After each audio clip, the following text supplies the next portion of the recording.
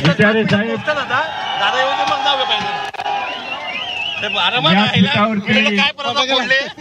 सर्व मराठी एकीकरण समितीचे नेते मंडळी आणि माझ्या समोर असलेला प्रचंड समूहामध्ये मी पाहतोय की सर्व धर्मीय या मराठीला पाठिंबा देण्यासाठी आलेले सर्व या मीरा भाईंदरतील सर्व नागरिक बंधू आणि भगिनींनो, अविनाश जाधव यांचं थोड्याच वेळा इथं आगमन होणार आहे, परंतु आज मी सर्व मराठी माणसांना धन्यवाद देतो। रात्रीपासून पोलिसांची दडपशाही चाललेली आहे। विषय होता मराठीचा सन्मान करणारा निघणारा मोर्चा किंवा विजयी असेल। ज्यावेळेला जी.आर. विचारे साहेबांनी सांगितल्याप्रमाणे या शासनाला तो जी.आर.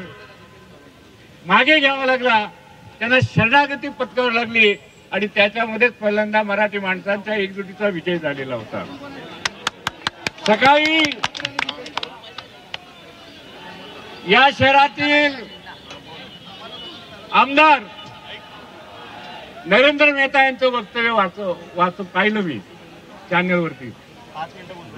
मराठी माणसाबद्दल संशय घेणारे, मराठी माणूस आम्ही मूळ आम्ही नागरिक आणि आपण आमच्या मोर्चावरती संशय घेता आणि अशा प्रकारचं वक्तव्य केलंय। नरेंद्र मेहताजी आपल्याला महापौर करण्यावर कुणी मदत केली होती? मातोश्रीने केली होती, हे तुम्ही पहिल्यांदा आठवा। या शहरामध्ये तुम्ही महापौर झालात, अपक्ष म्हणून निवडून आला होतात।